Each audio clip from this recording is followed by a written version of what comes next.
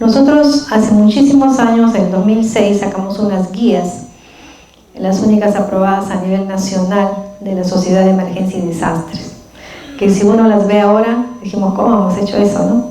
Pero en su momento, eran oportunas, en su momento eran de calidad, en su momento fuera seguro, ¿no? Pero como ya hemos visto ayer, el conocimiento se sigue construyendo. Por lo tanto, ahora, después de muchos años, también salió una nueva norma en el 2011, donde todas esas guías tenían que adecuarse nuevamente a una norma técnica, y intentamos adecuarnos. No hay, ahorita hay muchas enfermeras que participaron, hicimos un trabajo y si tratamos de hacer unas guías basadas en evidencia, las hicimos, y en las diferentes especialidades, no solamente en emergencia.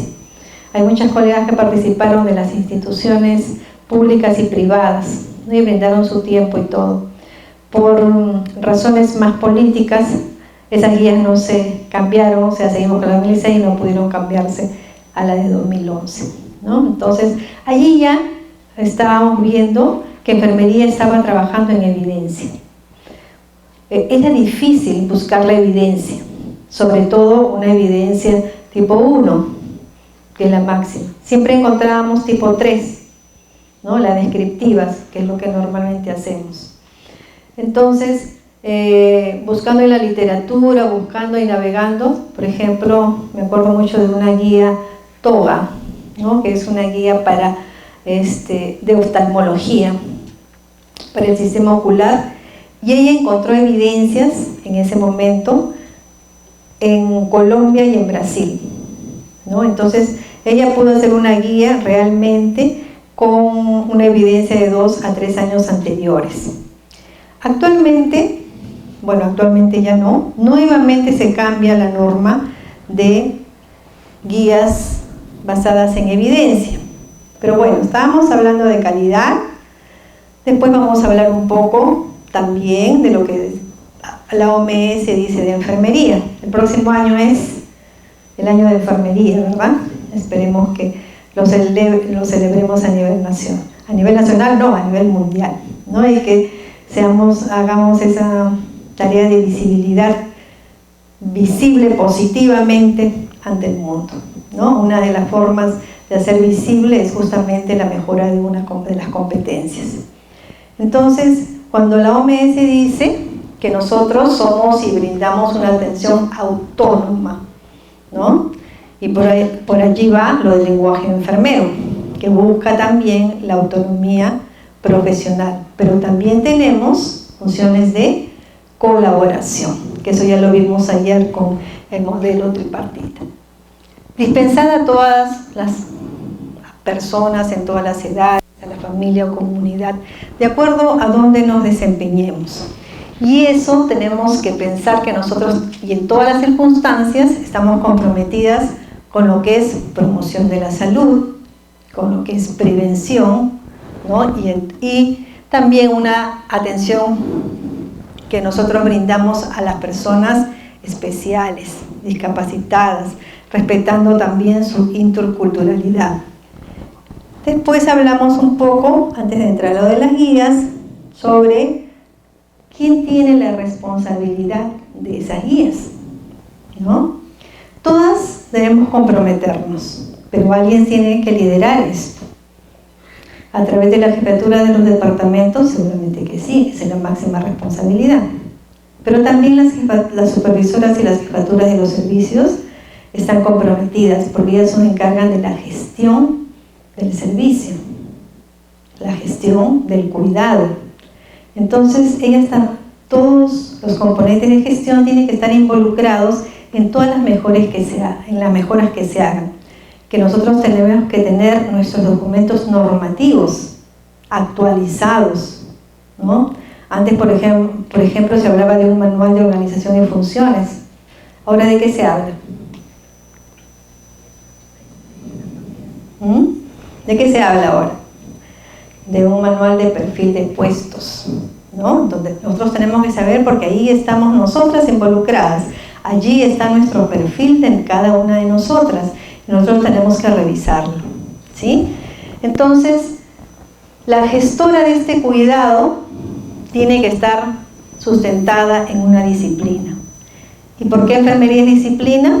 Porque tiene un cuerpo de conocimientos propio, ¿no? Que en sus inicios fue prestadita de otras teorías, de todas las profesiones, pero que ahora tiene un cuerpo de conocimientos propio. Entonces, esta gestora tiene que estar empoderada, y el empoderamiento lo da el conocimiento. Entonces, ella debe ser la responsable de la motivación y la superación de todo el capital humano que tiene en el servicio.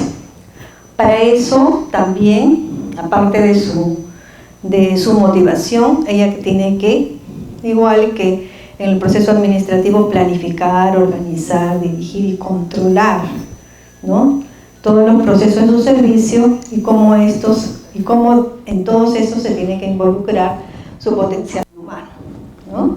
¿Para qué? Para ofrecer a los usuarios los mejores resultados posibles en la práctica diaria. También cuando hablamos de guías, estamos hablando, hemos dicho, de lo que corresponde a seguridad del paciente, ¿no? A seguridad del paciente que estamos en el día a día viendo, porque también tenemos un organismo que está ahora en todas las instituciones, que es su salud, ¿no es cierto? Entonces su salud permite de repente, o ayuda a los usuarios para que la atención que le den sea segura. A veces nosotros decimos, no, pero vienen y buscan, hacen razón en los servicios. ¿Pero qué buscan? La parte normativa. ¿Qué más? La identificación del paciente, que muchas veces no es solamente responsabilidad nuestra, porque el hecho de que tenga un brazalete no solamente nos incluye a nosotros, sino a los gestores, ¿no? Si nosotros no tenemos manuales, si no tenemos documentos en los servicios y que nosotros tenemos que hacerlo, eso sí nos corresponde y es responsabilidad nuestra, ¿no? Y de las gestoras de los servicios. Entonces, tiene que ver, ustedes ya saben todo lo que corresponde a la seguridad del paciente, identificación, el uso de medicamentos, ¿no?, la cirugía segura, la satisfacción del usuario, todo eso que corresponde y todas estrategias que tienen que liderarse en el día a día en los servicios. Y en la última década, ya en los años 90, viene lo que corresponde a enfermería basada en evidencia, ¿no? Nace en Inglaterra, en los países ingleses, un amparo de una implementación siempre basada en la implementación médica, ¿no? Entonces de allí es que, como cascada, viene la razón por la cual se adopta, nosotros adoptamos ese modelo, lo convertimos en nuestro marco conceptual, positivista obviamente, para la mejora de nuestro cuidado. Entonces, en los últimos años se han presentado diversas definiciones de enfermería basada en evidencia. Una que encontré es, que lo dicen también en Inglaterra, en el disenso, dice el proceso por el cual las enfermeras toman decisiones clínicas. Bien nos hablaban nuestras que lo que nosotros hacemos es un juicio clínico ante las respuestas humanas del paciente y también eso nos permite la toma de decisiones, la mejor toma de decisiones.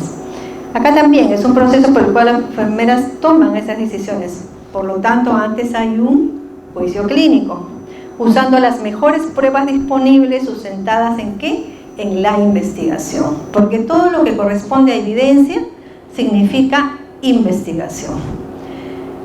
Su experiencia clínica y las preferencias del paciente en el contexto de los recursos disponibles. Eso es una definición que encontré. Basada en eso, les voy a contar más que una exposición, les voy a contar una experiencia.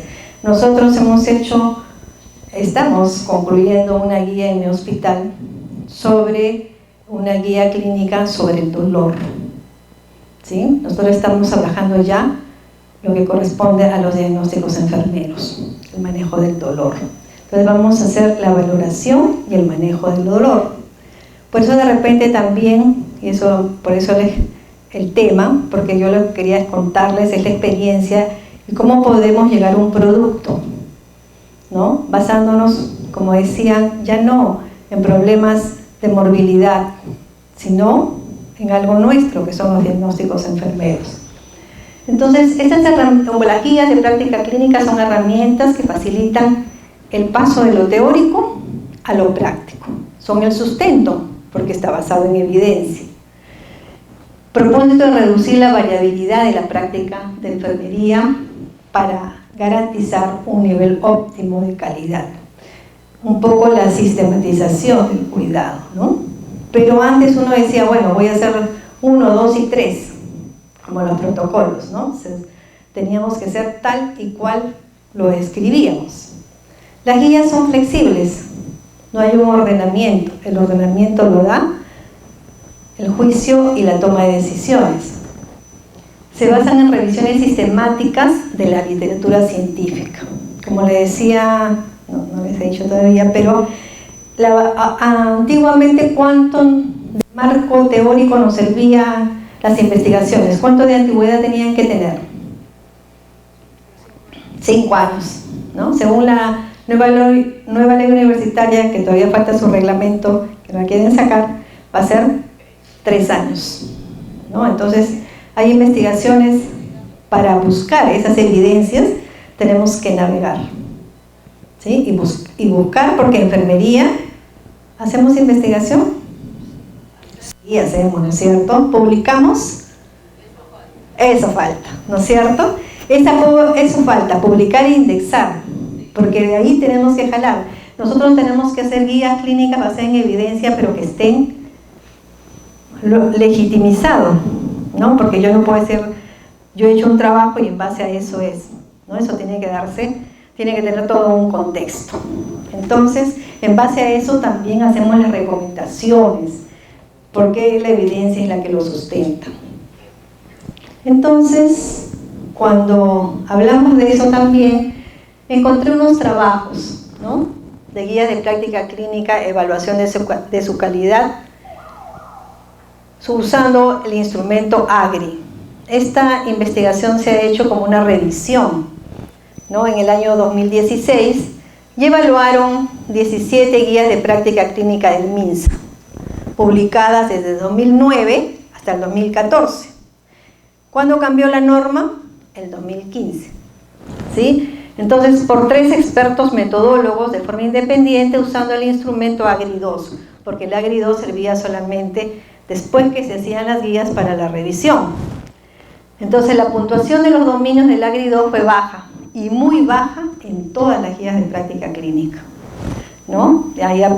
Y ahí los alcances y el propósito, la claridad de la presentación, la participación de los decisores, el rigor metodológico, la aplicabilidad, todo era bajo. Entonces se concluye que la calidad metodológica de las guías de práctica clínica del MINSA es baja, ¿no? Como consecuencia no es posible recomendar su uso. Y teníamos todas unas guías, por ejemplo, de neonatología, que estaban basadas en evidencia, pero que en la implementación y la metodología no aseguraban que lo que se vertía allí era seguro, ¿no? Urge la incorporación, decían, de una metodología estandarizada para el desarrollo de las guías de calidad en el Perú. Esa fue la conclusión. Otra hay la adherencia médica a las guías clínicas, basadas en la evidencia de prevención secundaria de enfermedades coronarias. De igual forma, se estudiaron a 143 pacientes con problemas cardíacos, ¿no? Además se describe la adherencia del paciente en la consulta cardiológica, se trabajaron sobre el alta del paciente, ¿no? La parte ambulatoria, el seguimiento de 1, 3 y 6 meses, observándose una reducción importante, desde un 48% en la primera visita hasta un 10% en la última visita. Conclusiones, también la adherencia médica en las guías sobre prevención cardiovascular secundaria es subóptima, ¿no? No alcanzaban los estándares. Entonces, en estas revisiones, como vemos, y hay una acá, que es la última, en el 2019, ¿no? En donde dice, la medicina científica y el programa de medicina basada en evidencia han fracasado, ¿no? Esto lo están haciendo todavía es el anterior, en el 2017. La medicina basada en evidencia es un programa que busca dar respuesta a la necesidad de sistematizar el conocimiento médico. Pero a pesar de que se ha difundido, de que sea todo su proceso de sociabilización, hay otro conflicto de intereses que no permite que avance. Y eso, dice allí, investigaciones biomédicas financiadas en su mayoría por la industria farmacéutica. O sea, son investigaciones sesgadas, ¿no? Porque quien las paga es justamente la industria farmacéutica. Entonces, sin embargo, a pesar de sus limitaciones, aún queda un largo camino por desarrollar y sus alcances y beneficios ya se verifican en el ejercicio mismo de las decisiones médicas. ¿Qué pasaría ahora para el tratamiento de la depresión? Esta guía ya la hicieron multidisciplinaria, ¿no? Ahí está interviniendo enfermería. Es más, esta evidencia es de un reporte de enfermería de una revista, ¿no? Dice, la guía de práctica clínica basada en evidencias para el tratamiento de depresión en adultos en un hospital especializado en salud mental en el Perú. Esto en el año 19.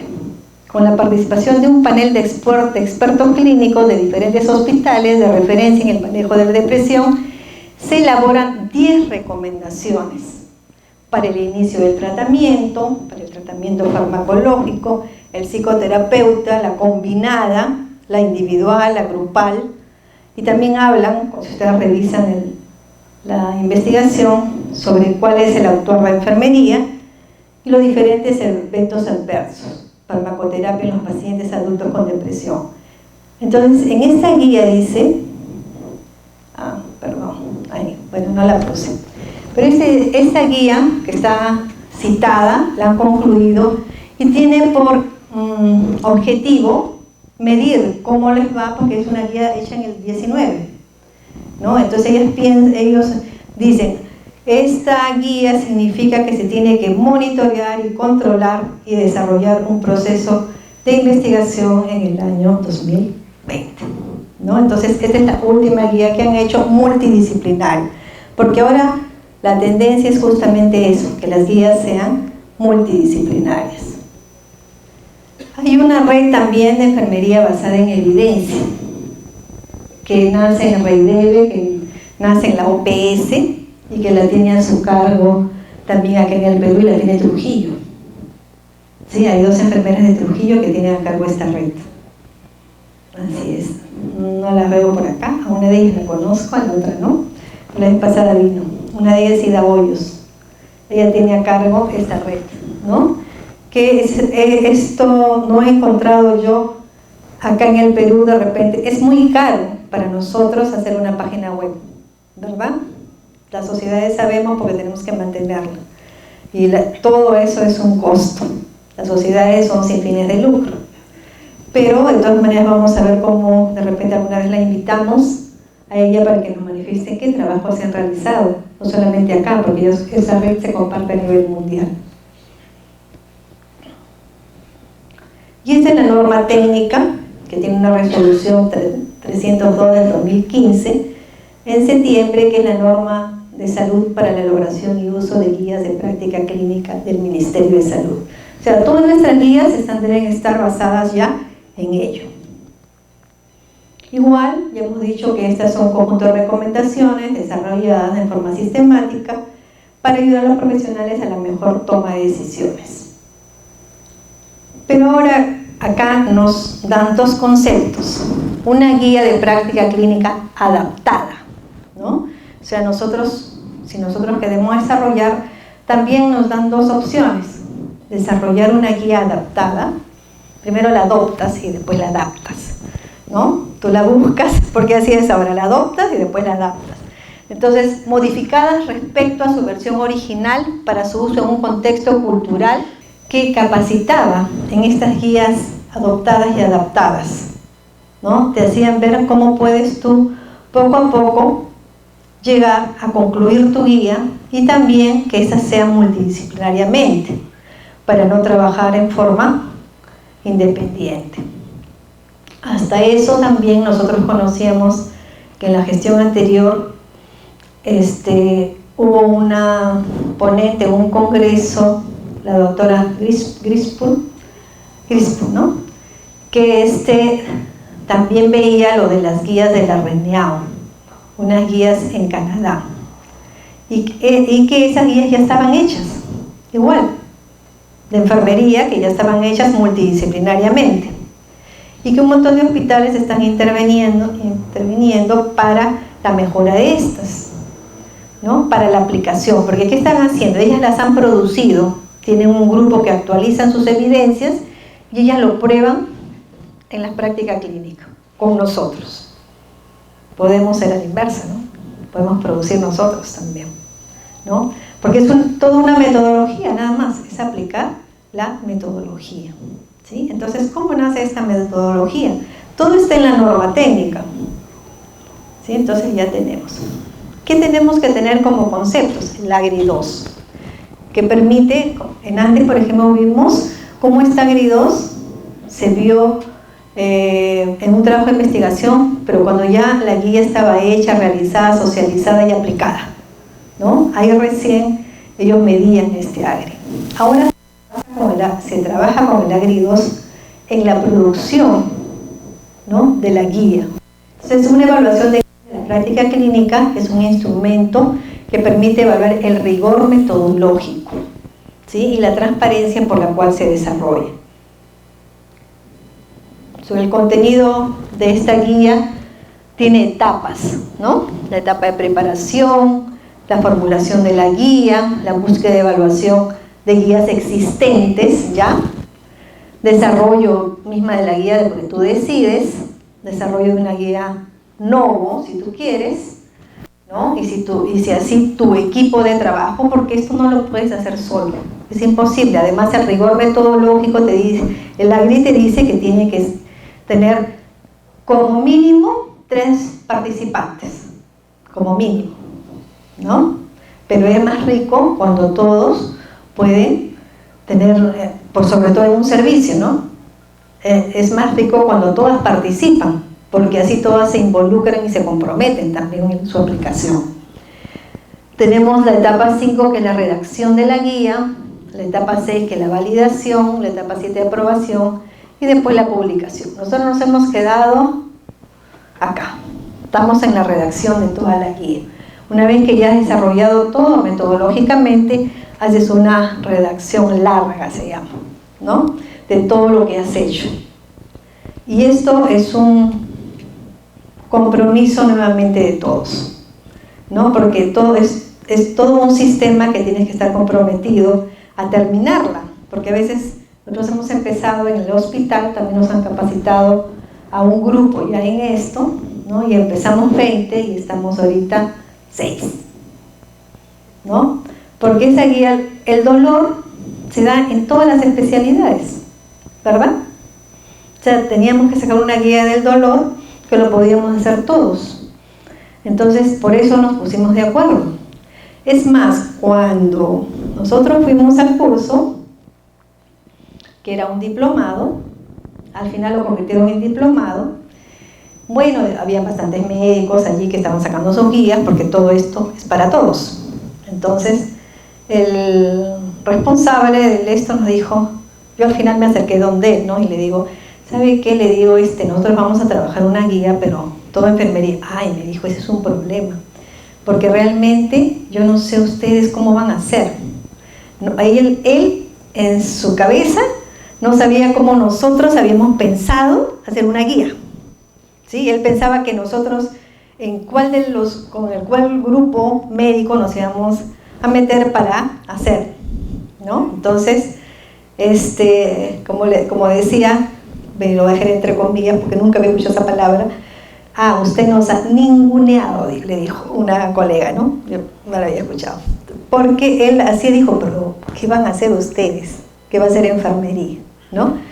Entonces me dio risa porque nosotros al final fuimos el primer grupo que logró su guía, las 3 guías que necesitaba del 16, del 17, para poder empezar esta metodología y esta sistematización, ¿no? Entonces dijimos, ya ve, por eso ahí le dijo a la escuela, ya ve usted, ninguno de esos médicos ha hecho nada, porque era cierto, ¿no?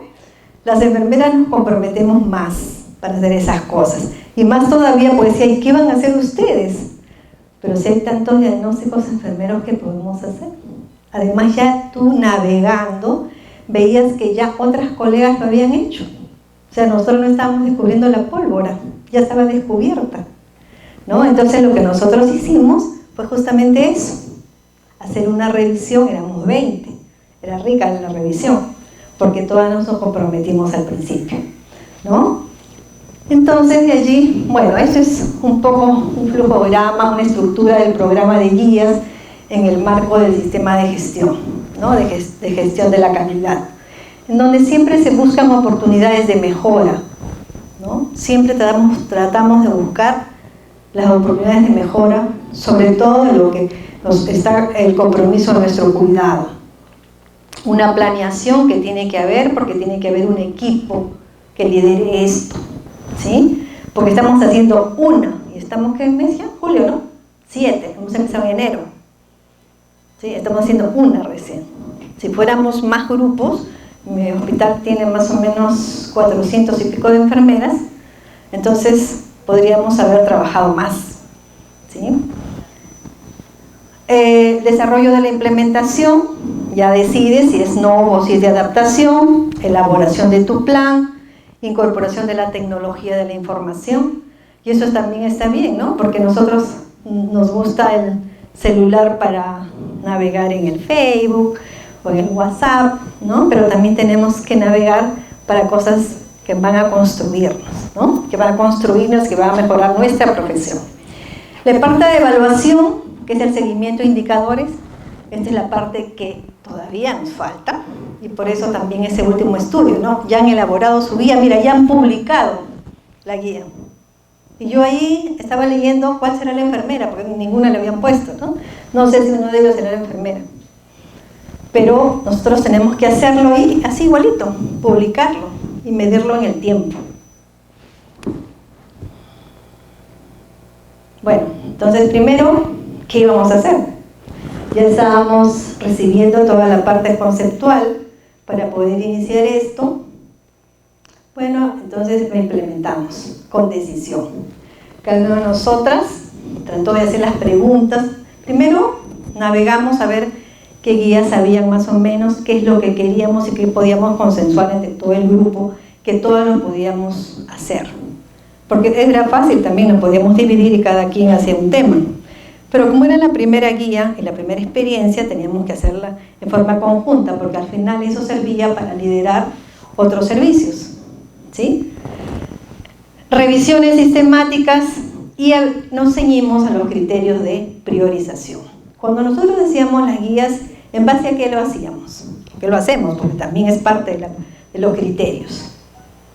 ¿En base a qué hacemos una guía?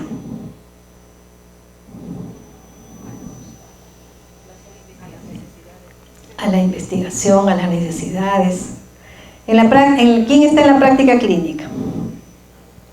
¿En base a qué hacemos las guías que tenemos? Porque todos los servicios tenemos, y no su salud.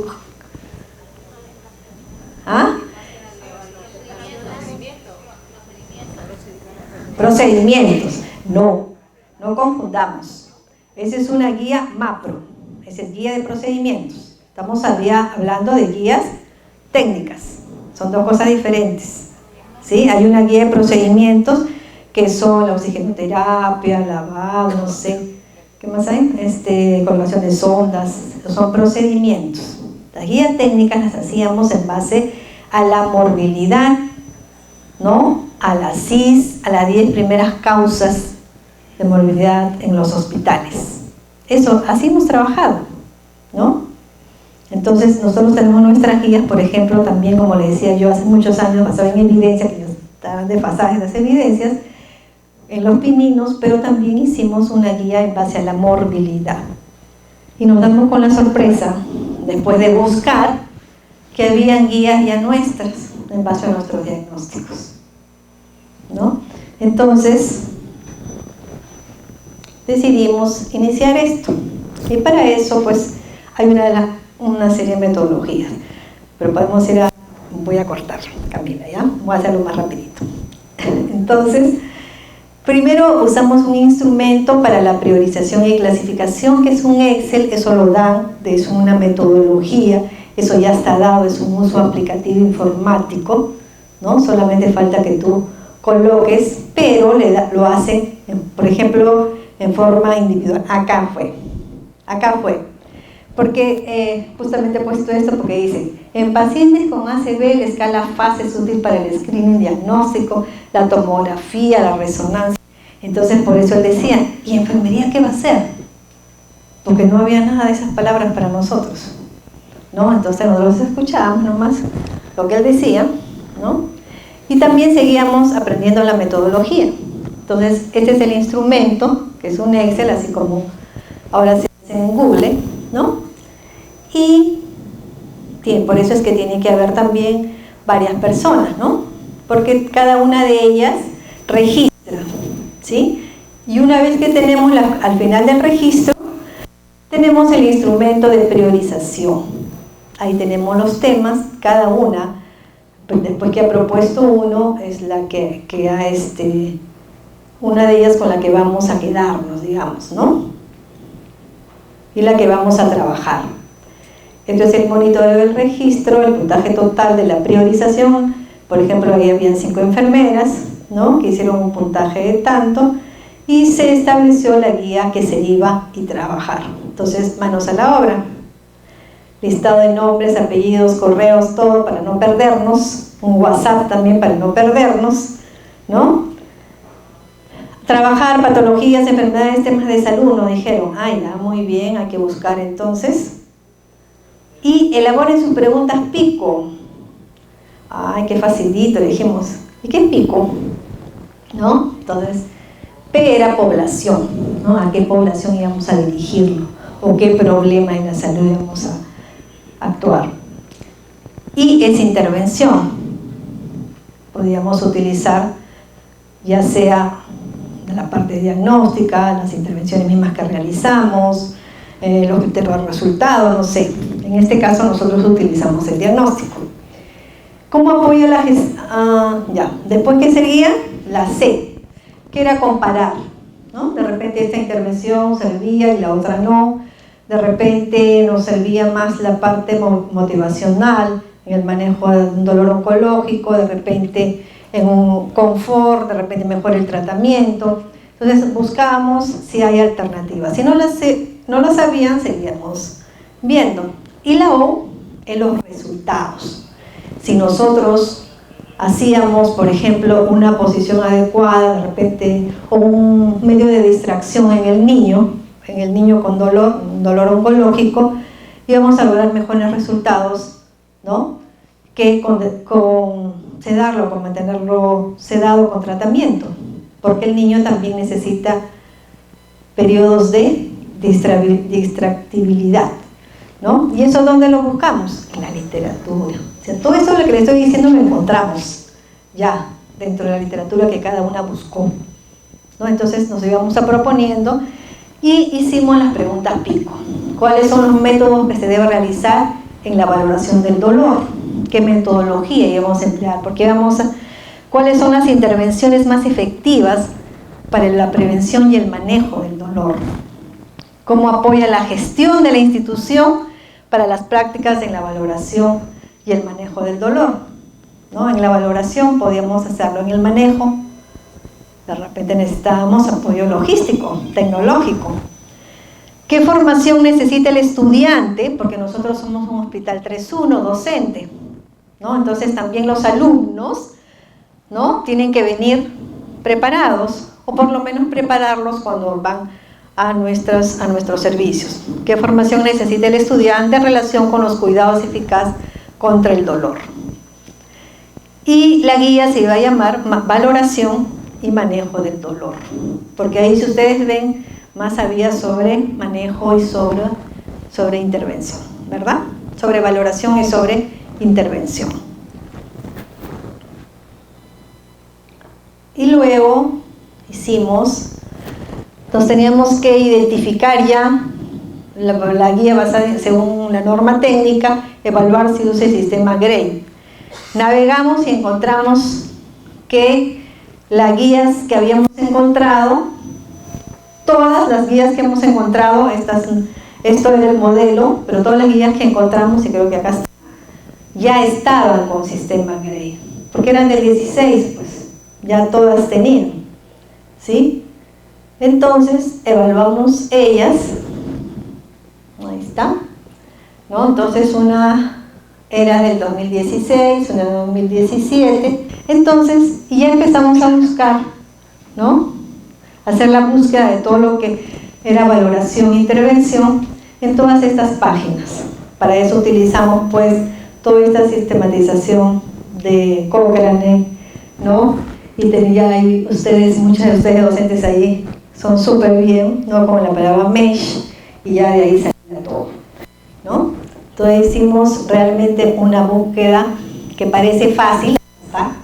Entonces íbamos buscando qué encontrábamos, pues, ¿no? Manejo del dolor, enfermería y el dolor, ¿no? Entonces, en cada página teníamos que poner cuántos resultados lográbamos. Teníamos que ir reduciendo, pero miren, algunos hasta 311, era demasiado, ¿no es cierto? Por eso es que después llegamos a 3 guías. Pero teníamos que ir reduciendo, ¿no? Igual, de ahí esto lo guardamos, también buscamos en PubMed, ¿no? Hasta en Google Académico, en todo hemos buscado y lo teníamos que guardar porque por eso ahora tenemos que hacer toda la parte narrativa y todo lo que hemos hecho, y todo lo que hemos encontrado y dónde lo hemos encontrado, ¿no? De ahí, esta es la aplicación, también es un software de lo que corresponde ya al AGRI 2, ¿no? Y ahí es lo que yo les decía, ahí el alcance, hay dominios ya dados y establecidos sobre alcance y objetivo, ¿no? Y hay en inglés y hay en español. Sí, este está a media, ¿no? En español solamente los títulos están en inglés y obviamente que los indicadores están en español, ¿no? Entonces vaciamos. Ahora acá hubo una debilidad, por ejemplo.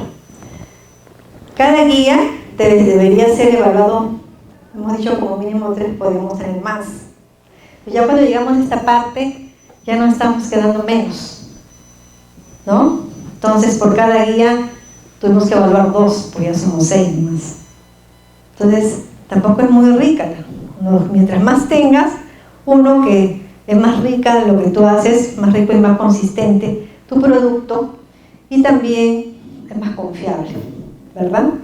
Entonces, bueno, pero es lo que hemos trabajado ya, esos son lo que hemos encontrado, y de allí ya hemos visto por cada pregunta en las diferentes guías si tienen respuestas o no, ¿no? En cada guía que hemos encontrado hemos visto todas las preguntas que yo les he dicho, si realmente en alguna de ellas ya tenía recomendaciones, porque esas son las que vamos a adaptar a nuestro medio, ¿sí? Entonces en muchas de ellas, igual acá, ya está la matriz de preguntas y recomendaciones, y aquí están algunas de recomendaciones que hemos logrado encontrar en estas guías. Ya en la 3, en la 4 ya se va haciendo más grande el producto, ¿no? Entonces todo eso es una sistematización de metodología, y también las preguntas y recomendaciones sobre esta guía, porque por cada guía lo tienes que hacer, ¿sí? Y estrategias de la búsqueda, allá. Una vez que tú, por ejemplo, encuentras en esta pregunta algunas respuestas, tienes que ver si tu pregunta se estableció bajo los criterios de una pregunta pico, si los términos de la búsqueda han sido indexadas o libres, si hubo un número y base de datos consultas, si hubo la revisión, se hizo por pares, lo que yo les decía, si había idiomas incluidos, porque hemos encontrado muchas revistas o muchos estudios en inglés, y los resultados de la evaluación, si fueron suficientes o no, por cada pregunta que se había establecido, ¿no? Entonces, y en esa parte estamos. Todo eso es la construcción que hemos hecho. Ahora estamos en esta parte, ya en la redacción para la guía, ¿no? En la redacción, ¿cómo se le llama? Una redacción larga. Bueno, me quedo con la redacción larga. Entonces tenemos que ver todo lo que hemos hecho en el periodo desde el principio para poder ya presentarlo. Primero validarla, ¿no? Para que se puedan establecer las mejoras que de repente podemos encontrar. Ahí está, la redacción de la guía adoptada, cómo se debe realizar hasta el final. Entonces, también es otra metodología que tenemos que aplicarla y por eso es que logramos que todo tenga que guardarse, ¿no? Este es un poco el flujograma, priorización del tema y la necesidad de una guía, constituido del grupo de desarrollo de la guía, la identificación de una guía existente, la evaluación de esta que estaba existente, que cumplía si era AGRI o no era AGRI, evaluación de la adaptabilidad, decisión de actualizar o adaptar, ¿sí? La evidencia local que tenemos, si hay una estrategia de búsqueda, evaluación de revisiones sistemáticas, identificación de estudios primarios, metaanálisis, perfiles de la evidencia, tablas de la evidencia de decisión, panel de la guía, el borrador final que lo tenemos y que tenemos que terminar, ¿no? Entonces, estos son los pasos. Yo creo que la primera vez te vas a demorar más, la segunda menos y la tercera mucho menos. Lo que pasa, lo que falta a veces es el compromiso de cada una de ustedes. Pero los servicios y la profesión van a mejorar mientras cada una de nosotros participe. Que nosotros tenemos como visión, que tenemos que ofertar siempre seguridad en la atención que nos da y en el cuidado que brindamos, disminuir los errores, trabajar en equipo y lograr siempre la satisfacción de un cuidado de calidad oportuno, ¿no? Y seguro. Bueno, eso es todo lo que les quería compartir. No sé si tienen alguna pregunta.